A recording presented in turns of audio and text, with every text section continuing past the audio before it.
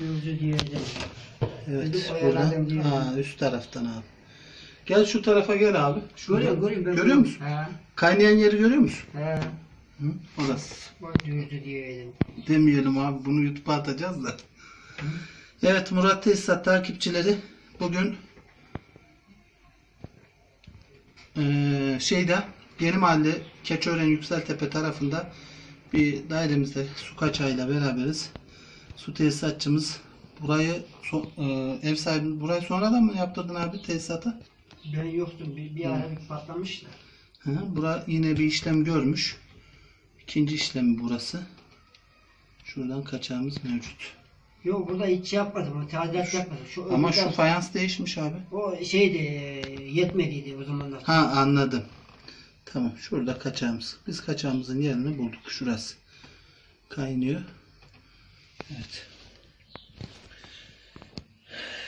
Murat Tesisat Ankara geneli su kaçak tespiti için mutlaka Murat Tesisat'ı arayın. 0539 666 42 48'den bize ulaşabilirsiniz. Bu kaçakları bir saniye abi, şöyle cihazlarımı göstereyim ben.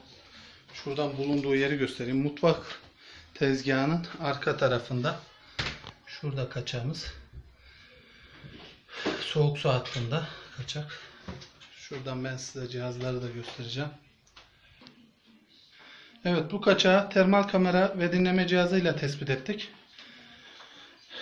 Bu cihazlarla kaçağı nokta olarak kırmadan yerini tespit edebiliyoruz.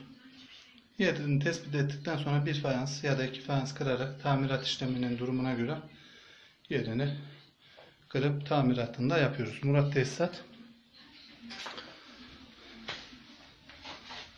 Şuradan tekrar bölünme olmadan videoda yeri de göstereyim. Bulduğumuz yer burası. Cihazlar da orası. Kaçağımız burada. Hadi geçmiş olsun. Evet. Ev sahibimiz. İsminiz neydi abi? Ergün. Ergün abi. Ev sahibimiz. Nasıl buldunuz çalışmamızı abi? Teşekkür ediyorum. Çok güzel. Tesisatınız hoşuma gitti. Ve tek fayansla işimizi bitirmeye çalışacaksınız. Murat Tesisat'a teşekkür ediyorum. Evet. Bu kaçağı bulduğu için. Ve alt komşumuzda rahatlayacak inşallah. İnşallah. Biz de rahatlayacağız.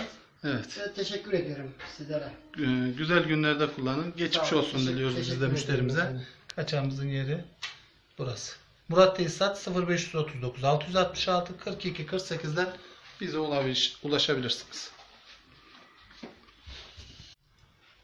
Evet. Tespitini yaptığımız yerin kırımını ve tamirini yaptık.